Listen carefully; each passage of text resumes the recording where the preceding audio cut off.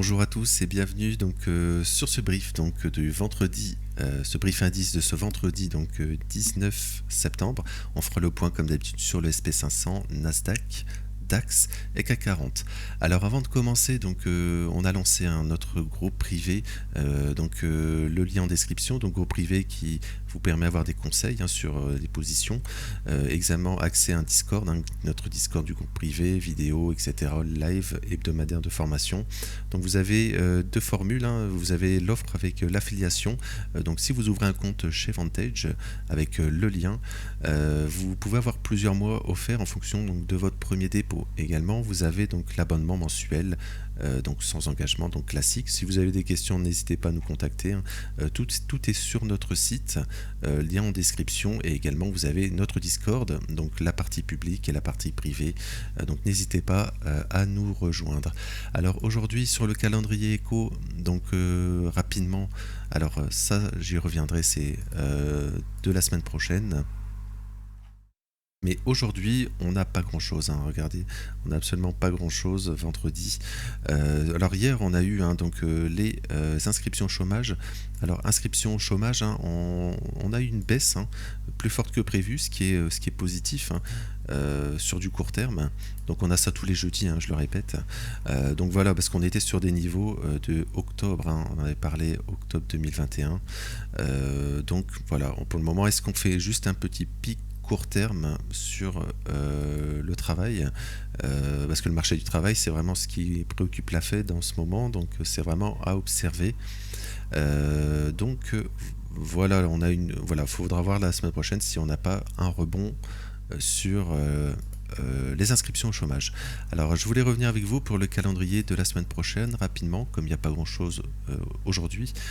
Donc on aura plusieurs choses. On aura donc le PMI flash qui est la donnée avancée du PMI, donc voilà, ça sera observé, voilà, généralement il n'est pas aussi haut, le PMI classique était plus à 48,6 il me semble. Voilà, c'est juste une donnée avancée qui est généralement observée. On aura aussi les ventes de maisons par exemple, qui est intéressant parce qu'aux États-Unis, on parle souvent de la dette, avec les taux d'intérêt qui ont été très élevés pendant longtemps, qui le sont encore en fait. On est encore sur des niveaux importants, parce que souvenez-vous, après par exemple la crise les subprimes en 2009, on était passé de 4% environ. En quelques mois, on est passé de 4% à 0%. On était resté à 0% très longtemps. Et c'est pas ça qui avait fait baisser le S&P en fait. On était déjà avant cela en baisse avec le marché IMO. Et ensuite, on a eu la faillite de Lehman Brothers qui avait fait cracher vraiment les cours sur le S&P, Nasdaq, etc. Donc vraiment, marché IMO, ça a surveillé parce que c'est souvent annonciateur de prochaines crises, mais ça on en reparlera également. Voilà, on aura également la commande des biens durables, également, surtout vendredi prochain, on aura le corps PCE, un corps PCE.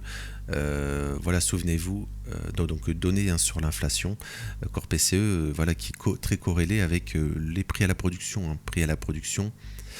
Souvenez-vous, le prix à la production ont environ un mois d'avance sur le corps PCE et le CPI par exemple.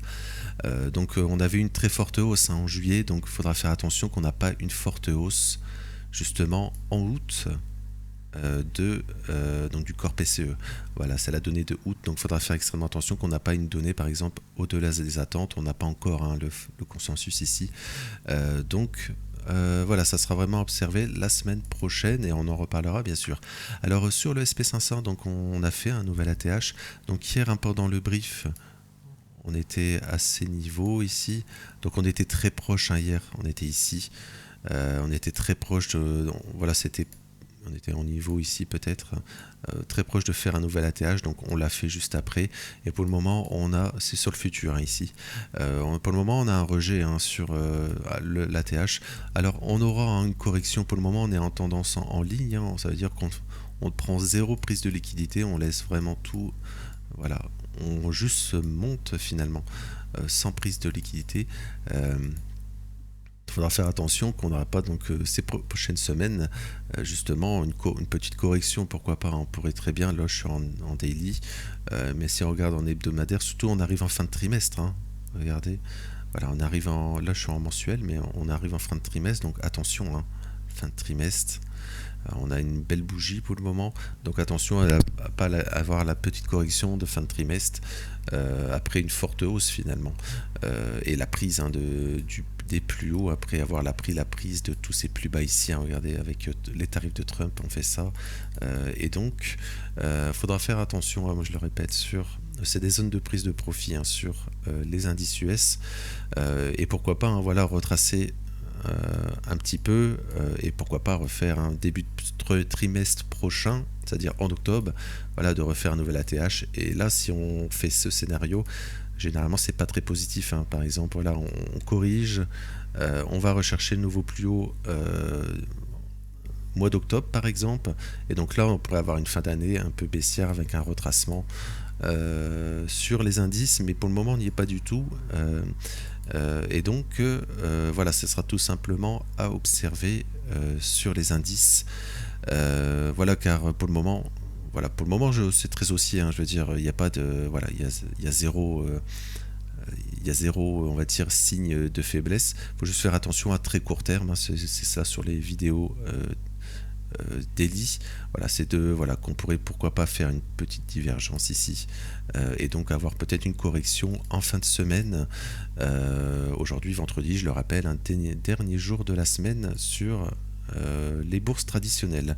Voilà, je vais également rapidement sur l'indice, hein, on a un peu la même chose, donc attention, hein, de ne pas avoir un petit retracement aujourd'hui sur le S&P, et sur le Nasdaq, bah, c'est la même chose, hein. Voilà, sur le Nasdaq, regardez, on a exactement la même chose, hein, petite divergence ici. Donc voilà, ça sera observé parce que vraiment on n'a pas, on consolide, hein, vraiment. On pourrait, hein, pourquoi pas faire une nouvelle prise de stop ici. On est très tôt, hein. Je fais des briefs très tôt justement parce que peut-être que des gens travaillent, etc. Donc avant de travailler, vous pouvez avoir des niveaux importants pour la journée. Donc on pourrait, hein, très bien aller chercher encore une fois le plus haut de hier, hein, et pourquoi pas fin de séance, hein, avec l'ouverture des marchés traditionnels, hein, donc à 15h30 heure française, sur les marchés US, hein. Donc pourquoi pas après avoir un retracement de fin de semaine. Je vais passer donc sur le DAX. Alors le DAX, on est toujours, hein, dans ce scénario ici. Regardez, je vais aller sur unité de temps plus longue, voilà, en 4 heures ici. Voilà, on en parlait, hein. On pourrait donc consolider dans ces fair value gap 4 heures. Donc pour le moment, on garde ce scénario, hein. Alors ce qui est positif, hein, sur le DAX, c'est qu'on fait ici, hein, on fait fair value gap aussi ici, voilà, comme ça. Donc on pourrait, pourquoi pas, avoir aujourd'hui un rejet, hein, ici dans cette zone, hein, finalement dans cette zone qu'on vient de dire, un rejet, et pourquoi pas revenir dans cette zone, et pourquoi pas ensuite faire de la consolidation, faire de la continuation, pardon, haussière. Donc tout simplement ensuite réintégrer. Voilà, on est ici intéressant, on est venu, hein, dans la bande de Bollinger ici inférieure, hein. Donc voilà, c'est très rare qu'on la passe comme ça, hein. Donc il y a des chances qu'on rebondisse et qu'on consolide un peu plus, mais on pourrait avoir aussi ce scénario ici. Voilà, ça serait de tout simplement réintégrer, hein, ce range ici après avoir pris les stops ici et là. Voilà, on aurait pris les stops ici et tout simplement consolider. Et alors mes lignes ont un peu bougé. Voilà, je vais remettre ça ici rapidement. Ça a un peu bougé ici. Bon, bizarre, c'est pas grave, hein. Voilà, voilà, on aurait tout simplement, voilà, tout a bougé un peu. Bref, pas très grave. C'est juste pour vous montrer un peu les niveaux importants. On pourrait donc tout simplement réintégrer, hein, cette sorte de triangle. Donc la réintégration, donc on aurait fait tout simplement, on aurait fait donc la manipulation ici, hein, donc la consolidation ici, la manipulation baissière, et ensuite on pourrait avoir l'expansion, hein, pour prendre finalement tous ces niveaux qu'on parle depuis des semaines, donc à la hausse. Ça voudrait dire que les marchés US continuent à monter, hein, tout simplement, qu'on aurait une continuation haussière sur les marchés US.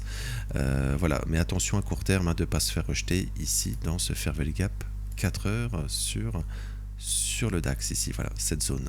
voilà, et pas faire une continuation baissière ou au moins une consolidation baissière ici. Pourquoi pas faire une continuation haussière ensuite. Voilà, je vais terminer sur le CAC 40.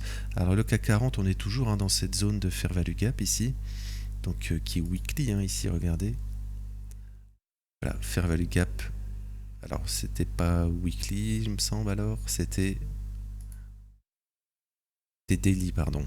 Oui, je confonds avec voilà, si je la remets ici en orange, ici, voilà, vous avez cette zone de fair value gap weekly, daily, pardon. Donc on est toujours, on en avait parlé début de semaine aussi, on pouvait se faire rejeter donc sur cette prise du plus haut, et pour le moment on a eu le rejet. Voilà, faire attention, parce que je pense que si on va sur une unité de temps plus courte, voilà, par exemple en 4 heures, donc on a créé un petit fair value gap cette fois-ci baissier, et donc pour le moment on se fait rejeter dedans, donc attention à ne pas faire donc la continuation baissière, reprendre ce gap ici, et donc terminer la semaine, on va dire, sur une correction. En fait ça concorde avec un peu tous les indices, avec les indices US, le DAX, etc. Voilà, on pourrait avoir également les cryptos, j'en ai parlé dans le brief ce matin. Voilà, on pourrait avoir une correction en fin de semaine. Donc voilà, ça sera observé aujourd'hui, mais journée peut-être voilà, sans news écho aujourd'hui. Donc également, je rajoute sur le CAC, on n'est pas venu prendre si c'est plus bas ici. Voilà, on a 2 equal low à aller chercher. Voilà, on pourrait donc avoir encore on consolide finalement depuis des mois sur le CAC 40. Regardez, depuis des mois, on est dans une sorte de range ici. Donc voilà, pas grand chose sur l'indice français. Également sur l'indice français, je pense pas qu'on était venu prendre les ATH ici. 82,53. Oui, donc on avait fait la petite prise de stop ici, donc et après on a eu avec Trump les tarifs.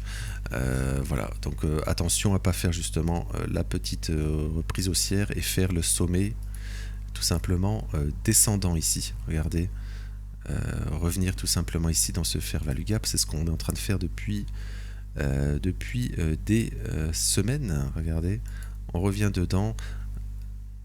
Attention, voilà, on revient dedans. Attention de ne pas faire justement le sommet descendant. Mais ça, c'est, regardez, voilà, on consolide, on va chercher l'ATH ici. On fait le push haussier, ATH, on consolide à la baisse et là on rebondit. Et attention de ne pas faire donc le sommet descendant. Mais si on fait ça, c'est sur du weekly, donc ça voudrait dire que les marchés US notamment retracent fortement. Mais on n'y est pas encore et ça on en reparlera.